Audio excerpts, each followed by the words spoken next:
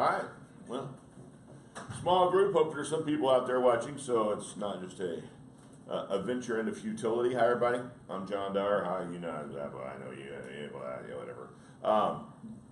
We're doing the contract piece by piece, part by part. We got halfway through section 6 last time. We're going to try and finish 6, get through 7. When we're done, we're done. This class is based on my philosophy.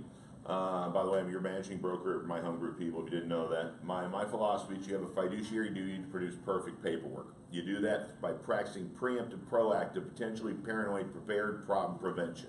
How do you do that? Perfect paperwork.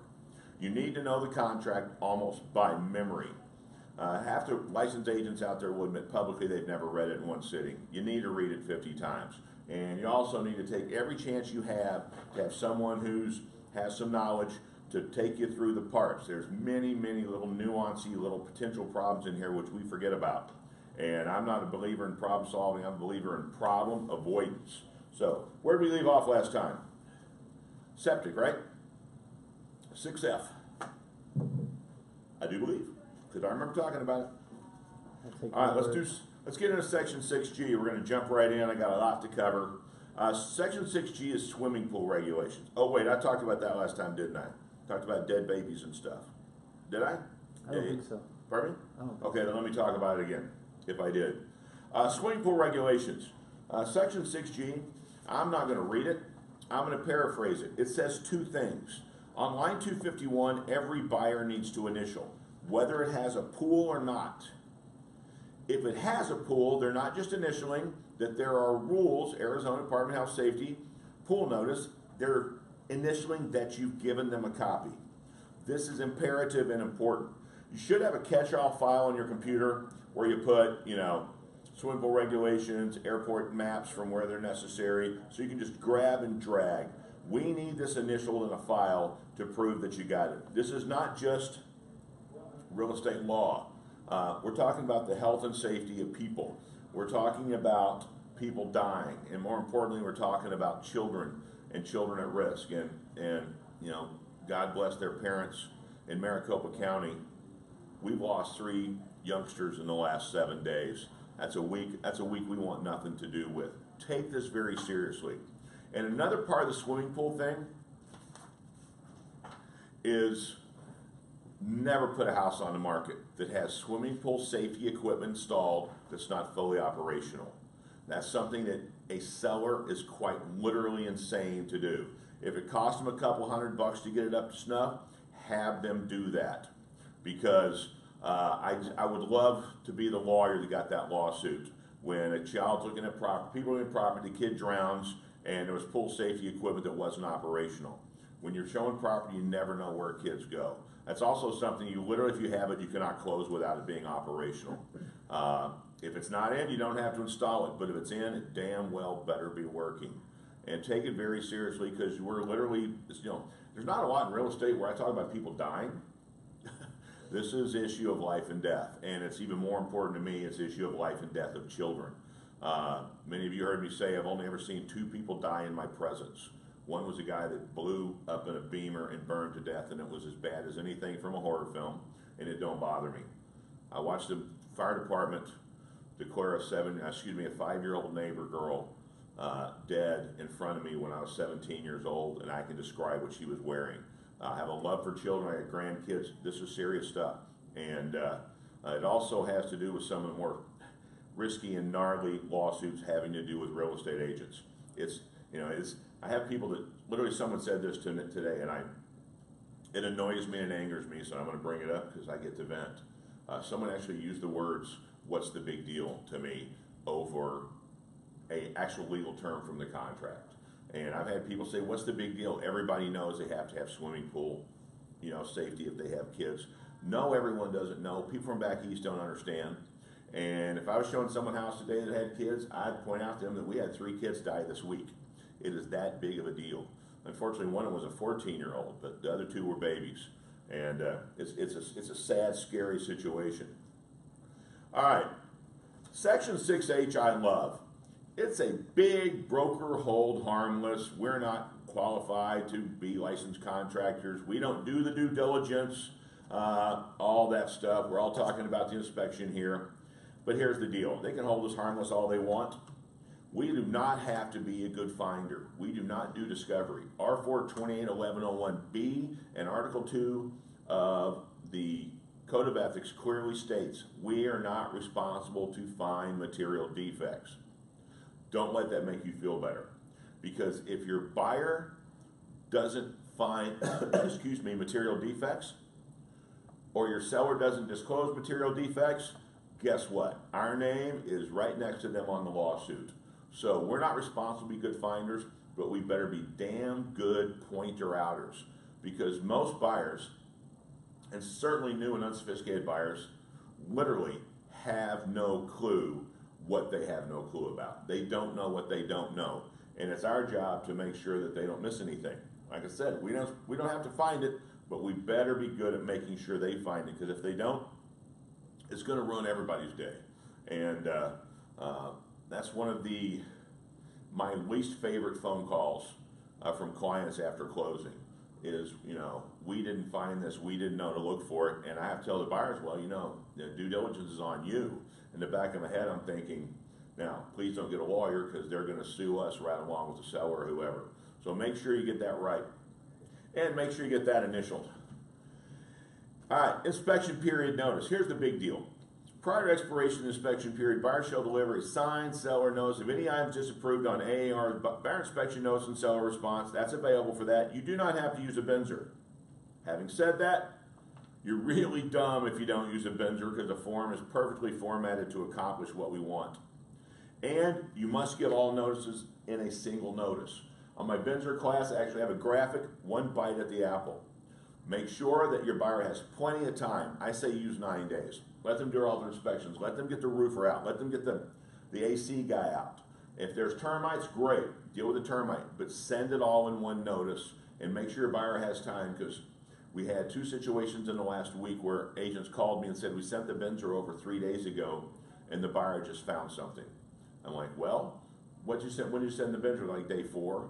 I go, you should have waited until the buyer, and you look him in the eyes, because this was something that the buyer, they have children, it was a school issue, that should have been the first thing at the top of their list. When I bought a house when my kids were little, first thing I cared about, I didn't even care if it had a roof. I want to know it had good schools. So you need to make sure people do their due diligence on that. And as far as rating schools goes, keep your mouth shut. Because I've heard agents say great schools, and I've seen it in MLS, in a school district where I would no more put my kids in those schools my life depended on it. I'd rather live in a shoebox homeless and get them in a good school than pay what it took to get them in a very somewhat expensive neighborhood in what I would affectionately refer to as heroin high. So it really is important. You need to make sure that you don't have that information yourself, but you have the resource for guiding your clients to that. I don't know anyone with school-age kids for whom school is not a big deal. The Benzer. The Benzer I love to joke about, because when it came out, I said, finally a form no one can screw up. Now I can say I've never seen a form so consistently screwed up. The contract is formatted like this. Buyer does an inspection. They ask for repairs, or they ask for none, or they accept it. But if they ask for repairs, the seller has the option to say, no, I won't do any, yes, I'll do all, or yes, I'll do some. The buyer's option after that is take it or leave it. Now, to me, it's simple math 1, 2, 3. If their only option at the end is take it or leave it, then the only things that should ever be on a damn Benzer are items that the seller doesn't fix, the buyer's going to cancel. It was never intended to be a wish list. It was never intended to be a way to get, more value out of it because you think you paid too much. It's sure we negotiate, but the buyer doesn't have any position to negotiate after the seller's response, which means their only options are take it or leave it. Then there should be nothing on the Benzer that doesn't fall in the I'm going to leave it category, or there's a very good chance. There are no, oh yeah, by the ways, there are no, hey, can we add this? Now buyers go, if I'd known they were going to say no, I would have only asked for 1 through 3. That buyer should have asked for what? 1 through 3. And be very careful in representing sellers with this section, because it's for a couple of our agents, I don't know why, I guess it's the marketplace they're in, it's almost an epidemic. people are doing really stupid crap. And I'm of the opinion, any buyer that ever signs a contract with an escalation clause is a damn fool. There is such a thing as paying too much for a house, especially at a peaking market. And we're in a peaking market. There's nothing in macroeconomics or underlying economics that says prices can go up a lot more. So if you're paying $5,000 over the closest offer, there's a good chance you're paying $5,000 more than the house is worth. That's like these idiots waiving appraisal. But here's what they're doing. And we've had the same agent happen to twice, another agent in the same part of town happened to them. They're coming up and saying, we'll pay $5,000 more than any offer. They're getting an escrow. And you know when you see the Benzer, their absolute plan was to come back and go, well, we found much more wrong with the property than we could imagine. We want to lower the price $7,000 in lieu of repairs. They're literally using the Benzer because they think the seller's got the house, thinks they have the house sold. They're not going to want to play. If you have someone that's making an offer above list, I would cut the inspection period down to, I don't know, 3 days on them. And tell them, because I don't want you to do this. People are afraid to throw crap at you to call them on. That may be their intent, but if they know you know the game they're playing, they're going to know they lose. And also, if you have someone doing that, say that's fine. But if you come ask for funds in lieu of repairs, we're going to say, I'm going to advise my seller to say no. And if you're an agent playing that game, that's wrong, that's dishonest, it's unethical, because you're not supposed to make an offer with the intent of playing games in escrow. The only game you play is that air conditioner's not working, I ain't going to buy a house without an air conditioner, I'm putting that on the Benzer. And just don't be stupid. I mean, and I say don't be stupid, I'm talking about your clients, don't let them be stupid. I saw on a forum today, it was not the worst I've seen, but it had 60 items. Not it has 60 items, but they're listed 1, 2, 3, 5, 7, 9. I was going to ask you about that. Oh, jeez. No. Come on. You got to remember, your Benzer's like any other paperwork. A third grader needs to be able to understand it. It needs to be maximum specificity, minimum keystrokes. 1 is a little bit too minimal keystrokes. You need to identify what works to be done, because if you read a home inspection, a lot of times it doesn't say what needs to be done. It says, I'm not sure, call the AC guy. I'm not sure, call a pool guy. Well, if you just put 1 and that's the one for the pool, what the hell's the seller agreeing to? Think about it. The worst I've seen was 87 items. I love to tell the story. And I literally went through it with the agent, and he came in, he was using a little profanity. It started with, you won't effing believe, which I have here, and showed it to me, and we sat and laughed. Because we literally went through, and just, I mean, there's no question. The only way to accomplish that buyer's request was to tear the house down and rebuild it to last year's code. You're putting your buyer in a bad position because no seller can agree to that. And once a seller says no, what are your buyer's options?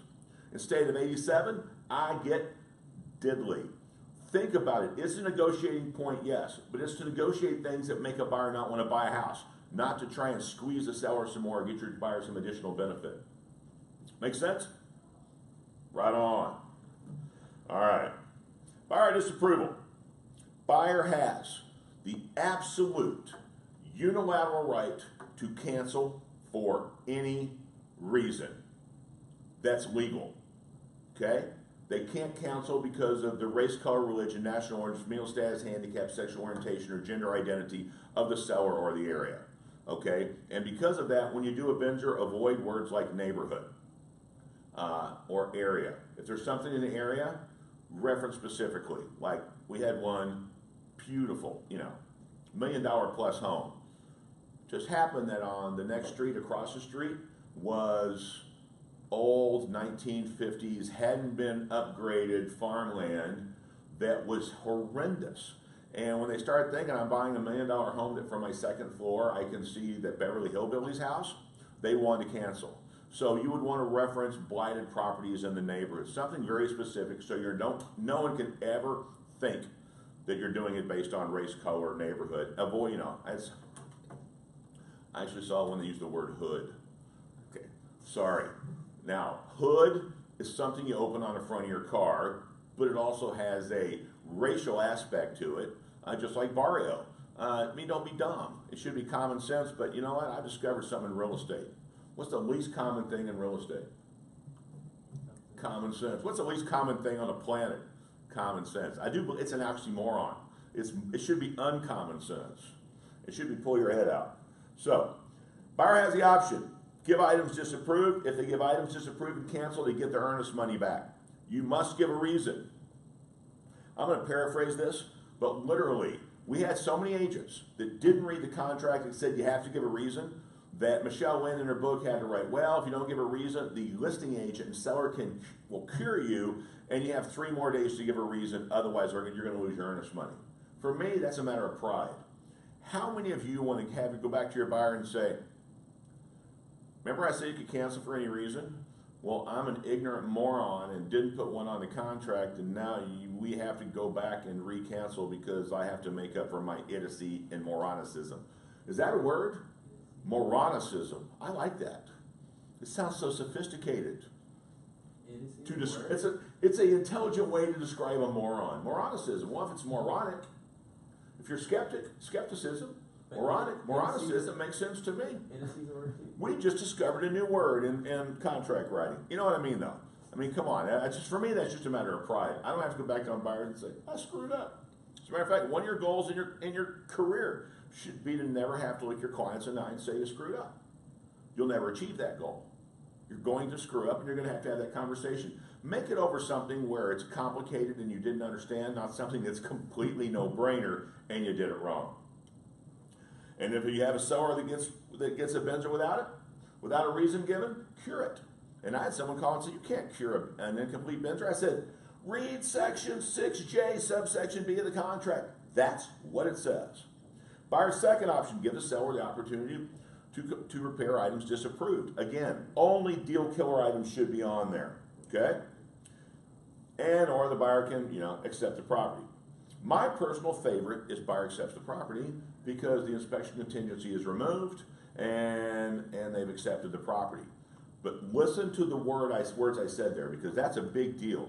Inspection contingency removed means the genie's out of the bottle as far as property condition is concerned, and the bottle's broken. There's no going back. The only exception to that would be the second half of the paragraph, subsection B in section 5A, where it says the property has to be in substantially the same condition. So anything that breaks after inspection, the buyer can still call the seller and the seller has to fix. But if it's something that could have been found during the inspection but wasn't on the buyer, by the buyer, that's on the buyer. All right, any questions? Cool. All repairs must be done by the seller in workmanlike condition.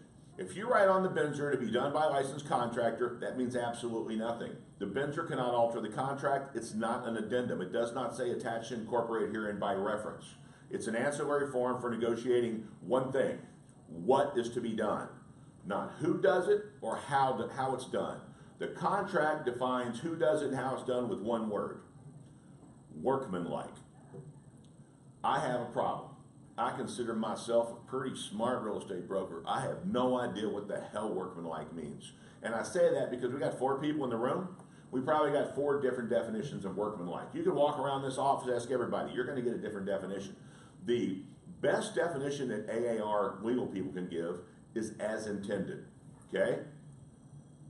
You don't need a licensed contractor to make something work as intended. You simply need to make it work as intended. If you want a licensed contractor involved, you would have to have the buyer's threat of cancellation on the Benzer unless the seller signs an addendum agreeing to use a licensed contractor, or you can be like me and put in the purchase contract right up front in the event repairs required for plumbing, electrical, HVAC, or roof, those repairs to be done by a licensed contractor of that trade, chosen by the seller, approved by the buyer. Simple as that. Be proactive and preemptive, because I see Benzers all the time that say licensed contractor, and it means absolutely nothing. And people say, well, you agreed to it. No, the Benzer, you agree to one thing. That thing is what the seller will do. Not who will do it, not how they'll do it. Because how they do it and who they do it was defined by that lovely word, I don't know what it means, workmanlike. All repairs per section, subsection B, 278 to 280, must be done 3 days before close of escrow. I'm not a big fan of changing the dates. Obviously, if you got a 60-day closing and it's an old piece of crap house, you might want to change the inspection period to 15 or 20 days if you know you're going to have to get a septic guy and a sewer guy and a roofer guy out. But on this, 3 days prior to close of escrow creates a lot of problems for agents and a lot of phone calls for me. The problem with that is if all the repairs are done 3 days prior and the seller, not maliciously, just happened to hire a horrible contractor or a drunk handyman. Because when they hire them, they're sober. That doesn't mean when they show up to do the work, they're not hammered and they do a crappy job. Seller doesn't know that. Sellers aren't malicious, but if they did a crappy job, the buyer doesn't have to accept it. If that happens on a Thursday or Friday and you have to close on Monday, it's very difficult for sellers to be able to undo the mistakes in that short amount of time. They're not doing it maliciously, and it's just hard for them to wave their magic wand and get stuff fixed. So I recommend you change that to 7 days. That way, if anything's not done right, you have plenty of time. Also, 3 days before close of escrow is a very magic date. What's the significance of 3 days before close of escrow? It's when they're signing docs, which means I really don't want to tie walkthrough all on the same day with signing docs, because my buyer's head is going to explode over the complexity of that one day. Okay? Any questions? Yes. So if I receive a contract and it says in the Binzer to be done by a licensed contractor, at that point, do I need to inform that agent who clearly is not aware? No, you need to respond what repairs the seller will do, and you say those repairs to be done per section. Where's the section? I can't. I'm having a moment of cerebral flatulence. Per section, yeah, per section 6J, subsection 2B. All repairs to be done. That's your response, and then you list the repairs that we'll do. So you're not telling me you're not saying, hey, up yours I don't have to use a contractor. You're simply stating the contract prevails. If you want to have an argument about it, that causes problems. Simply reference a contract and say all repairs will be done towards that, which will overwrite anything they wrote. I find that much easier than starting a fight. What about when they have over a certain amount that's supposed to be done by a licensed contractor? Isn't that in there somewhere or something like that? That's Arizona law. That prevails. That prevails. Okay, so that automatically, and so if it's over 1,000, that's a legal requirement, you know. But if it's a $450 pool repair, I want a pool contractor to do it. Why? Because bad pool repairs have the unique position of getting much more expensive the second time. The other issue that's with is a bad HVAC repair. A $400 HVAC repair by a contractor is good, because if a $400 repair is screwed up, it's a $2,000 repair to undo the screw up and put it right. So yeah, do remember there is a legal threshold in Arizona beyond which a handyman can go. Does that include material and labor, or is that labor? That's cost. That's invoice. Total cost. Yeah, the registrar of contractors is also having a little fun with that with flippers now, because people are doing thousands of dollars of their own work that may be required by a contractor. It's going to be in court, and it's going to be interesting to see. I know a lot of flippers whose lives would be turned upside down if they had to pay people to do certain work under a certain criteria. As far as I'm concerned, all a flipper has to do is disclose who did it. But we'll let the flippers and the registrar of contractors and their attorney general figure that crap out. If seller says I'm not doing any, the buyer's options are accept or cancel. They have 5 days to do that. If the buyer does not act within 10 days, this concept applies to all legal time frames in our contract. And it's literally an understood premise and precedent. For a buyer, if you don't hear from me in 10 days, that's the same as me checking premises accepted. Silence deemed acceptance. Get those 3 words in your head, because you're come up with it your entire career. It's failure to act within time is a waiver of rights to act in the future. Now, if the buyer sends one to the seller on day 9 and they haven't heard from the seller by day 15, on the seller side, seller not responding is not seller agreeing. Seller not responding is the seller saying going to do nothing. On the seller side, silence deemed denial. So they're converse, the antithesis of each other. Buyer silence deemed acceptance, seller silence deemed denial. Where that's going to get you in trouble is you don't hear from the seller, and you keep waiting thinking it's coming, and their agent keeps saying don't worry, it's coming, and 5 days after that seller's response period runs out, the buyer's concept of silence deemed denial kicked in. And yes, there are agents that will keep BSing you. Oh yeah, it's coming, 6 days later it hadn't come, they go, hey, your buyer accepted the property. You said, yeah, but you said it was coming. They'll go, hey, I can't control my seller. You just got played. And there are agents out there sleazy enough to do that on purpose. Not here, because I would fire them the first time I heard they did it.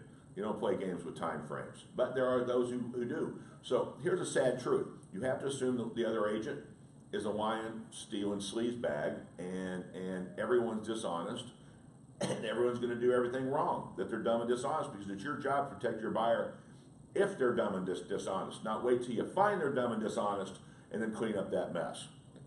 It may be a little dark, but it's true. What's an example of a seller doing that? Pardon me? Like, what's an example of that? I send you a Benzer on day 9, and your seller says, hey, I got to get a contractor out to see what this is going to cost me. And 6 days later, they hadn't. and you know, the buyer's agent's not paying attention, and because they were last conversation they remember, they're just waiting for a contractor bid. Another 5 days passes, and they call back and say, did you ever get that bid? Say, it doesn't matter, your buyer accepted the property by time. That's why you got to remember, the time frame, keeper of the clock is one of your most important functions. Excuse me. So then, sorry, but if you are keeping track of time, then would you cure on that? You can't cure. You can simply, failure for the seller to respond means your buyer has 2 options, accept or cancel, and they have 5 days to do it. They can accept the seller doing nothing, or they can cancel. But if they don't do it within those 5 days, they waive their rights by time. That's beyond the 5 days. Yeah. But how? After the seller's 5 days, your buyer responds as if the seller doesn't do anything. After the 5 days, the buyer responds, and if the seller had sent it back checked, seller will make no repairs. Because their silence is the same as denial of agreement. So. But how does the buyer legally cancel within those 5 days? Because after that 5 days, the same as because it's the same as a buyer giving a bidder that says a seller saying I will do nothing. The buyer has 5 days to cancel. Whether they did that by signature or time, you would just simply reference, you know, seller did not respond within 5 days. Buyer likes to cancel. Period. No addendum, no. You don't need it. No. Just email. No. Yeah. Well, no. A bidder check. Buyer likes to cancel. And then I would write in the seller section. Seller did not respond, silence deemed denial. Just so the title company doesn't get confused. They should know that, but I've had to educate a couple of title companies on that because they said, we can't accept this. There's no seller response. I go, you're accepting it because there was no seller response, because the buyer assumed their response equals silence deemed denial. And they call their legal department and go, okay, that works. Yeah. And that's not, don't put that on title companies. Lord knows they have enough to worry about without dealing with some of the little finite nuances of like silence deemed denial and the keeping of the clock and all that. That's 100% on us. And we just have to educate them, because a lot of times you'll come across title companies saying, I've never seen this, I don't know what to do. And I'll never say this out loud in public, but there are backdoor phone calls I get from legal people and escrow officers on a regular basis saying, I've never seen this, what do I do? Can we have a non-conversation? Which means I tell them what I think without it being legal advice or having anything to do with it, and I tell them talk to their legal department. And they know next time how to do it. All right. Well, like I said, that never actually happened. I've discovered in life, some of the best times I ever had in my life, I wasn't there and they never happened. Have you noticed that? Oh, all right. 285 and 286. Very simple. Verbal discussions will not extend time periods. If the buyer needs more time, they need a written addendum to the purchase contract, because the contract defines the time frames, giving them more time. If you have the listing agent say, no, you can have a couple more days, your buyer's absolutely screwing themselves. And you say, well, I haven't got that addendum signed, don't worry about it, you're fine. No, you tell your buyer that if you have to assume they're not going to do anything and cancel. And that's basic rule of real estate. You've heard 1,000 times, you'll hear it 1,000 more. If it ain't in writing, it never happened, okay? Because you have to prove it. And even recordings will not help you, because to get a recording entered into evidence, you have to go to the real court. Nobody ever wants to go to the real court. All right, lines 287 to 289, that's exactly what I was talking about, silence deemed acceptance. Section 6K, home warranty plan. I am a zealous advocate for home warranties. And I don't do a lot of commercials, and I can say this without being company prejudicial, because our company has a real good relationship with One Guard Home Warranty. I was a zealous advocate for One Guard Home Warranty before I ever joined here. I've taught them, I've used them in an example in my classes, and the reason is other home warranty companies, some of them have become the, what do you call those? HMOs of home warranties. In other words, they're always looking for a reason not to pay.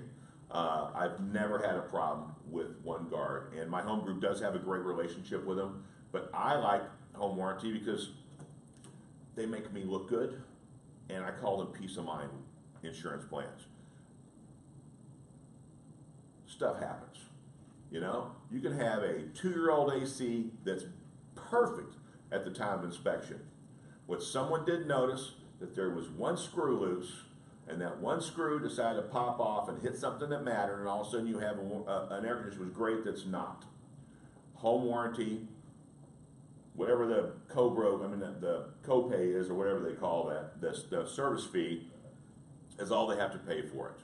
And when I close a deal, I keep the home warranty cert in my client file, and if they call and say, John, the AC broke, I get to be the hero. Hey, call 1-800-FIX-ME-NOW, and give them your confirmation number, and they'll send someone out to fix your issue for a service call. And they say, I never had anyone not appreciate the fact that I talked them into a home warranty. And I've had to sell them to some people. When I explain why, they understand that. And by the way, you want someone who really does understand? Use the magic screw. Because everyone's heard the story of something that seemed perfect.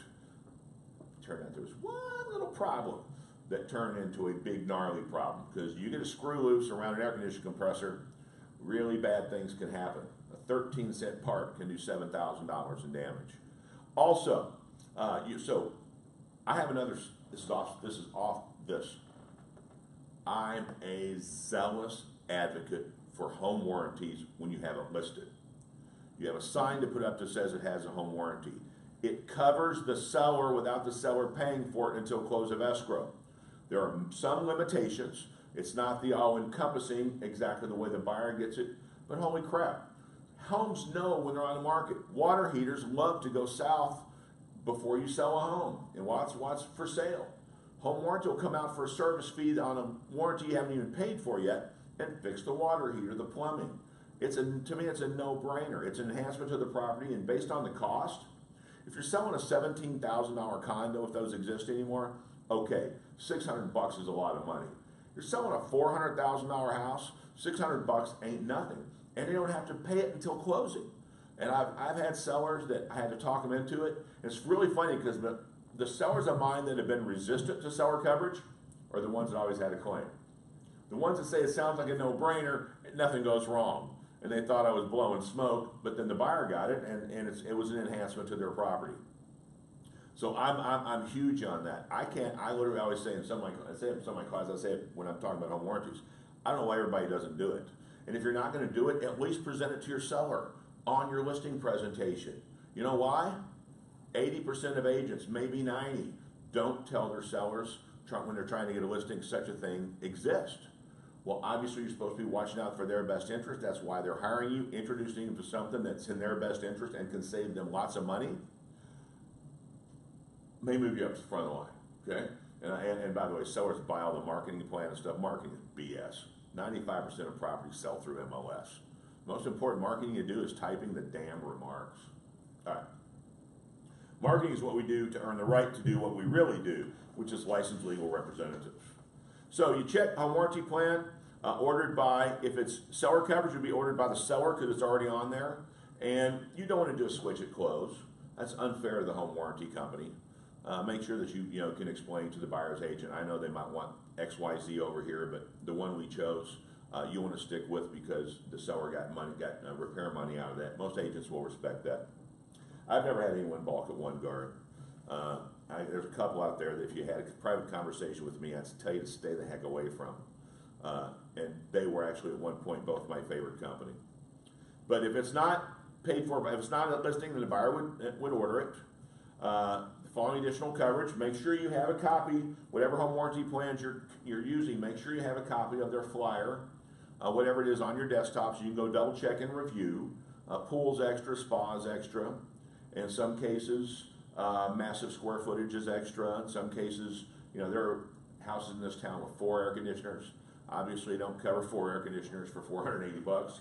Otherwise, they're insane. So make sure you understand the additional coverages. But that's, you know, a lot of them will cover well. They'll cover septic, specific, but it may cost more money.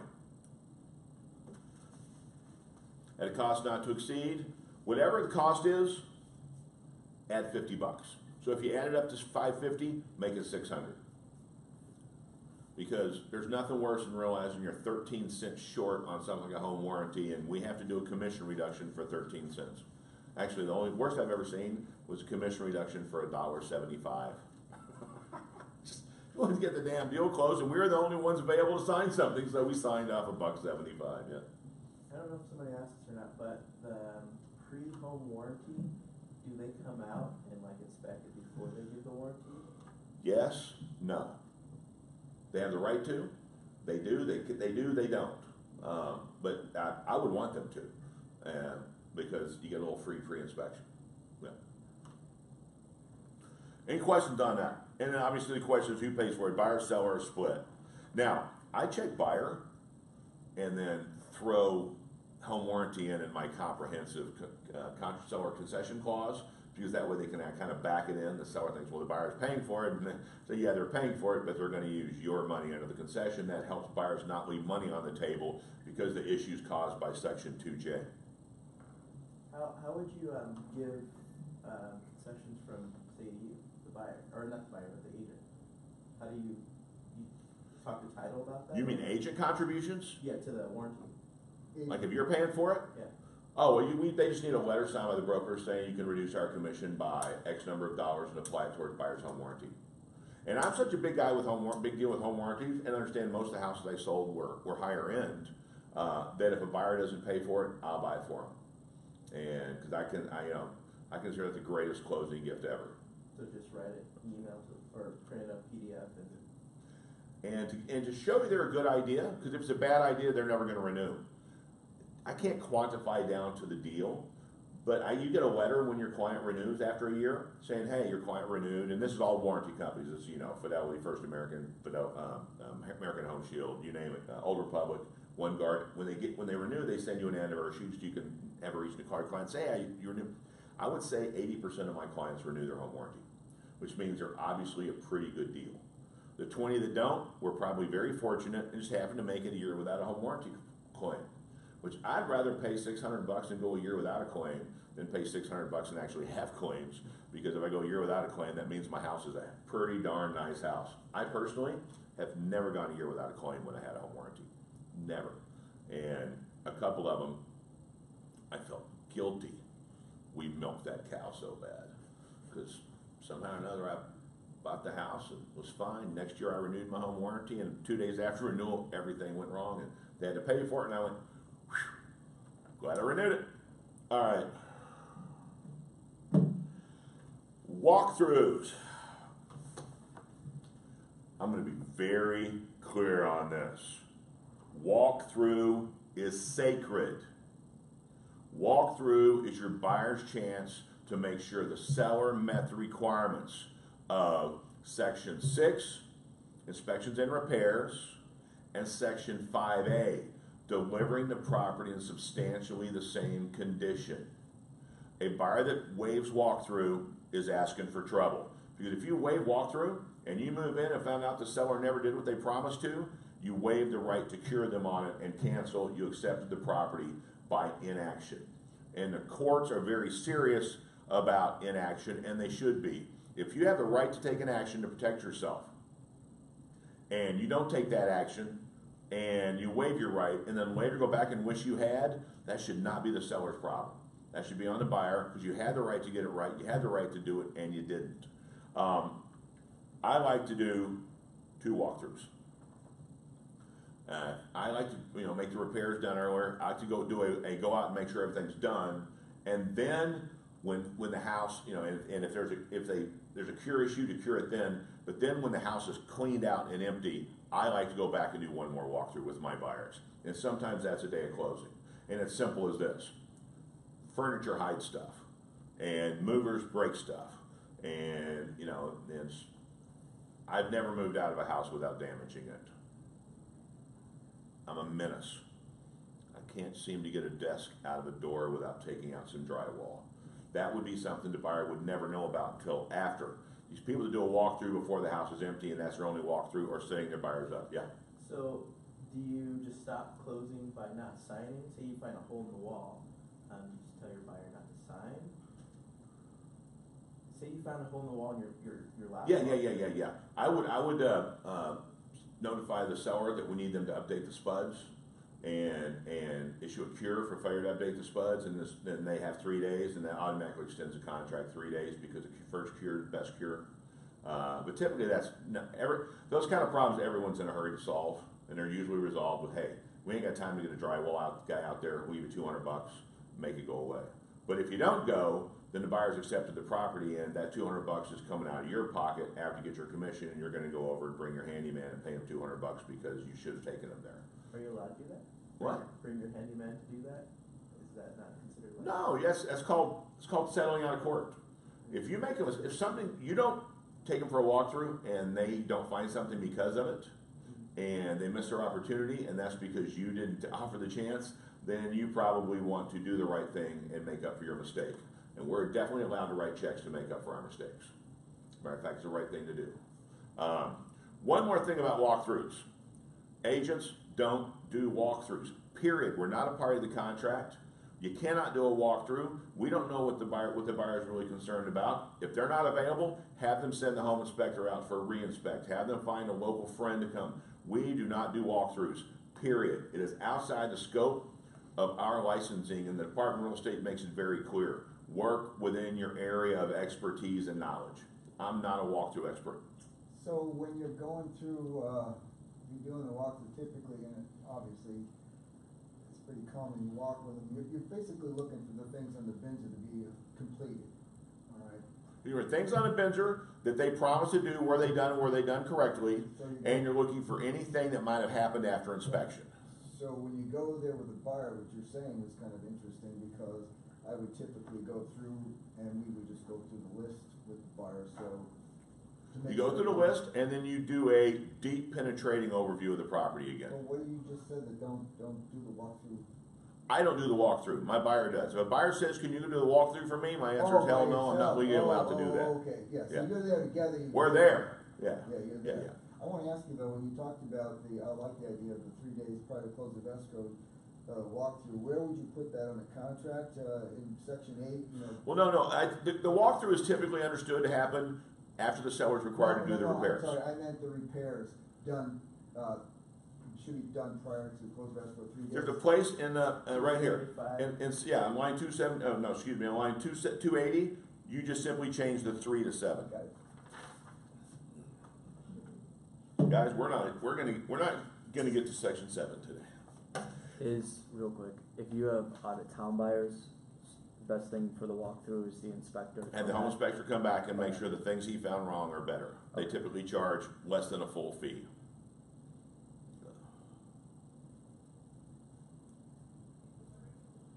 I never want to be in a position of saying it's okay or it's done right. Am I in a position to know that? Well, yeah. They're supposed to fix the doorknob, and the doorknob's fixed, but I don't want to be the one that says the doorknob's fixed. That's not my job. My job is to make sure they find it out, not that I find it out for them.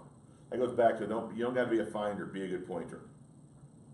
Now, 6M is a misunderstood, okay? And there's conflicting statements from the legal hotline on this. Seller shall make premise available for all inspections and walkthroughs upon reasonable notice by buyer. Seller shall at seller's expense have all utilities, including propane, etc., on until close of escrow, so they can construct inspections and walkthroughs. I've had people say you can't, once you do a walkthrough, you can't do another one. Well, that's insane. We did a walkthrough and found things that weren't done right. We cured them. And they said, you did your walkthrough, you don't get another one. I'm like, how are we supposed to know that you fixed it? People are stupid. And can they do additional inspections? Yes. There's 2 types of inspections. There's inspections tied to the inspection contingency, which means they have the right to ask for repairs or cancel. There's also inspections that they may want to do, they've accepted the fact they have a bad roof. and they've accepted the property with a bad roof. But they want to get a roofing bid, so they're prepared for what it's going to cost them after closing, even they know they have to pay for it. They want to put a roofer up there, that's an additional inspection. Or there were areas they could not get to, okay, because you have to have full access. Or the utilities weren't on. I've had people say, hey, when you did the home inspection, the water wasn't on, so you don't get to do another inspection after the water's on. I mean, what did I just say? It's like people don't read the contract. You want your, if I'm a seller, I want a buyer to do all inspections. I want them, when that deal closes, to have no way to come back and say I was hiding something from them. I'm like, you're in the damn house 14 times, reasonable notice, which means you can't call and say, hey, the roofer's on the way. You know, you have to give people a chance. On vacant houses, there's no reason to ever not let them in. Okay, you call the agent, say, we're going back in the house to check something. You know, we're going back in the house to measure. I've had people say, no, you did your inspection, you can't come back in and measure. That's insane. That would be an inspection, inspections and walkthroughs. So inspections are one thing, the inspection contingency is another. Okay? Right So on. you can, there's not a limit, you can continue to inspect, you just can't ask for You just can't ask for repairs. repairs, okay. Now, is there a point where you're just being a pain in their ass? Yeah. You'll be a nuisance. You know, it's if it's not an inspection, if it's my in-laws are in town, they want to go to the house, then it's a polite request. And, you know, it has some, I know we can't cancel anything, but I want to show my in-laws the house. We're really excited about it, and they're going to help me pick out baby furniture. And if the seller wants to say no to that, they can, but why would they? And my life in real estate, I've come to the conclusion that when a seller is resistant to have a buyer look at something, they have malicious intent. A seller's point of view should be this, and I talk to your sellers about this. You put a house on the market. Your point of view should be, I don't give a damn how we get there. Give me my money, get closed, and I'll do anything I can get there to accommodate to make that go smoothly for everybody. When a seller decides they want to be an adversary to the buyer, it's a pain in everyone's ass. You know, be accommodating, be polite, but don't be, you know, when you're asking, don't be a jerk. Hey, my buyers need to get back in because your seller didn't do something. Say, no, we have an issue that we couldn't figure out. We needed another inspection to verify it was done right. Is that okay with you? You know, part of the problem is not the answer we get. Part of the problem is we get the answer based on the way we ask the question. And if you come across as a jerk, there's a very good chance, you know, that's my brother-in-law tennis. If you jerk serve, you're going to get jerk volley. So the buyer can go in and get another inspection after the 10 days. They can't ask for money. It's just the seller or the buyer can't back out now. They can still ask for money. It's just they can't back out, right? Yes, Right. They just can't but back they out. shouldn't. If they do that, they didn't have necessarily good understanding of the process. And that, you know, since I'm gonna say one more thing, one more section, and then we're gonna let it go for today because we're at 4. Section 6N, IRS and FIRPTA. Foreign Investment Real Property Tax Act. Why should that scare the hell out of you? US government. We started with IRS, then we got into taxes, and then we got into international tax law. Now, we know we're not supposed to give tax advice. We know we're not accountants. And, you know, I know a little bit about FIRPTA. I know more than I'll ever admit about FIRPTA, but I'll never answer FIRPTA questions. Why? Because it's international tax law. Most attorneys and accountants are not qualified to explain FIRPTA. If there's a potential FIRPTA issue, foreign investor, you have to advise them. Find an international tax attorney. Good news is most of them have managed to get a tax ID in the United States. You have a tax ID in the United States, FIRPTA typically doesn't apply. I know that. I'm never going to tell anybody that. So stay aware but ignorant about FIRPTA. Never get in a conversation about it. Because I've been in this business 40 years. I won't.